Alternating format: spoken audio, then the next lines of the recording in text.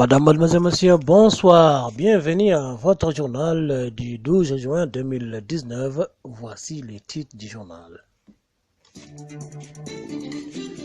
Le président de la République regagne Nouakchott en provenance d'Abuja, capitale du Nigeria.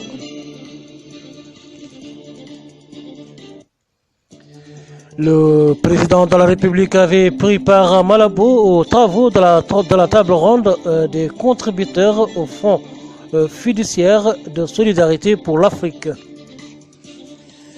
Sixième jour de la campagne électorale pour la présidentielle 2019. Les 6 candidats continuent de battre campagne à l'intérieur du pays. Bonsoir.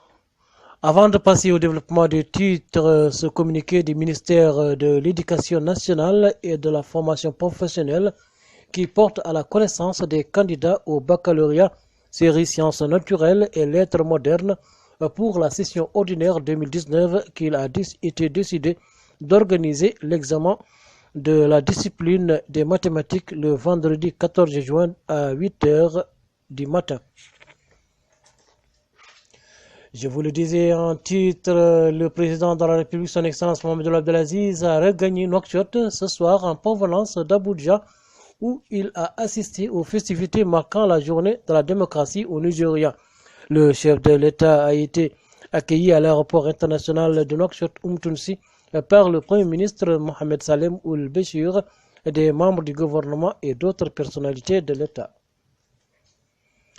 Le président de la République, son Excellence Mohamed Abdelaziz, était arrivé à Abuja en provenance de Malabo pour prendre part aux festivités de la journée de la démocratie au Nigeria.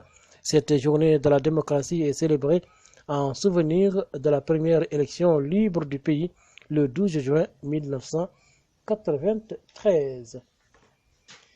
Je vous le disais dans les titres, le président de la République était auparavant à Malabo, capitale de la Guinée équatoriale, qui a abrité les travaux de la table ronde des contributeurs au fonds fiduciaire de solidarité pour l'Afrique.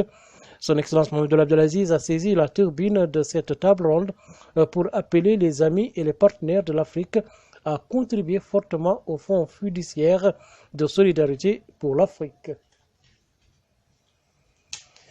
Le président de la République, son Excellence Mohamed Abdelaziz, avait pris part aux travaux de la table ronde des contributeurs au Fonds fiduciaire de solidarité pour l'Afrique aux côtés de son homologue de la Guinée équatoriale, Théodore Obiang Nguema, et d'autres dirigeants africains et de représentants d'organisations régionales et internationales.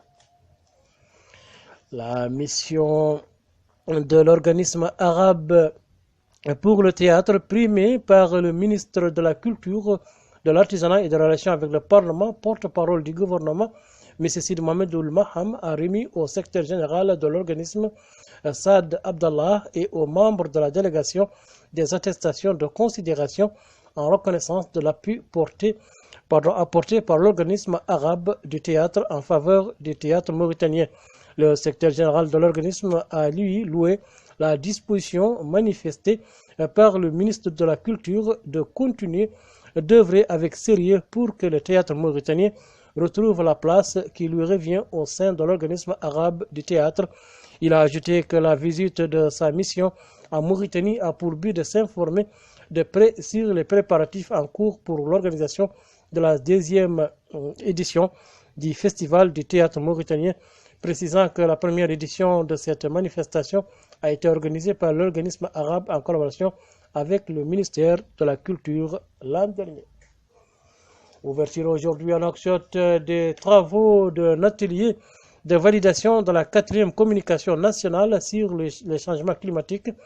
Cette communication fait état des dispositions nationales prises en vue de réduire les émissions de gaz à effet de serre, mais également pour anticiper et limiter les impacts liés à l'évolution du climat sur les territoires.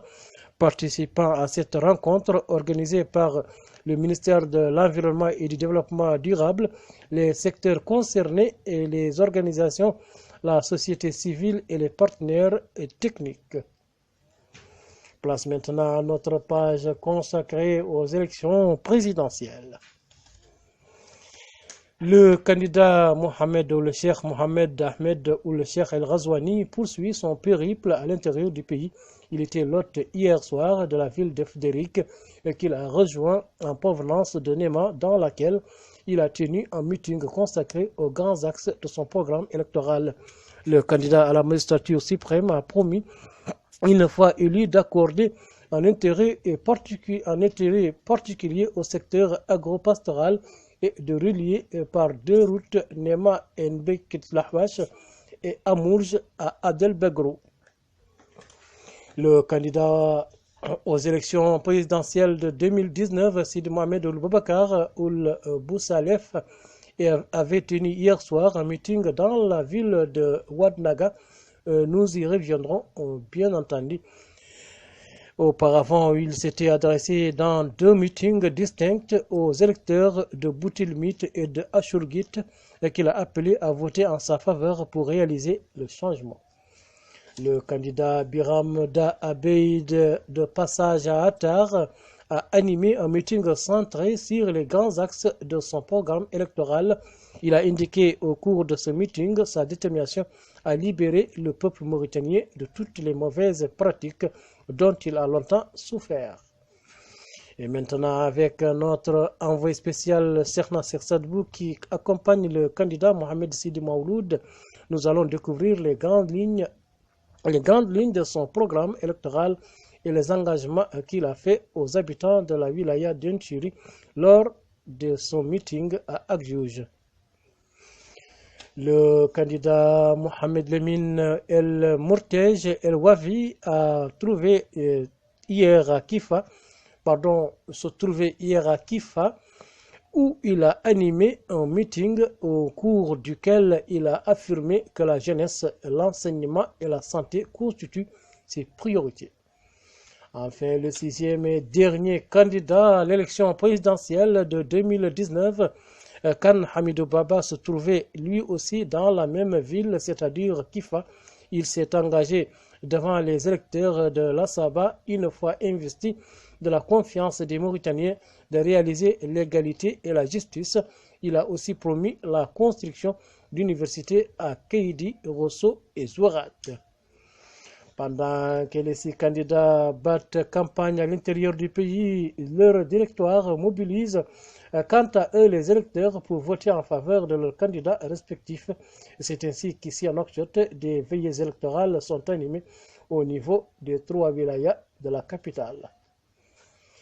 Même ferveur électorale et de saine concurrence au Hodi Sharqi, en Assaba, au Guidimara et au Trarza.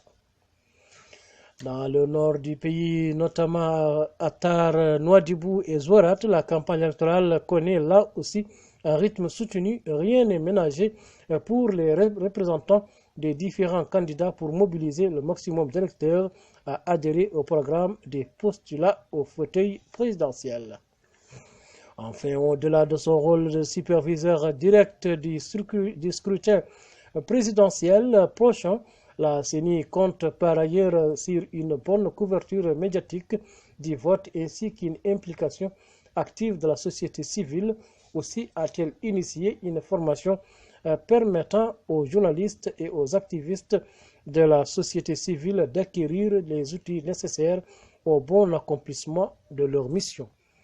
Madame, mademoiselle, messieurs, merci de nous avoir écoutés. Passez une excellente fin de nuit. Au revoir.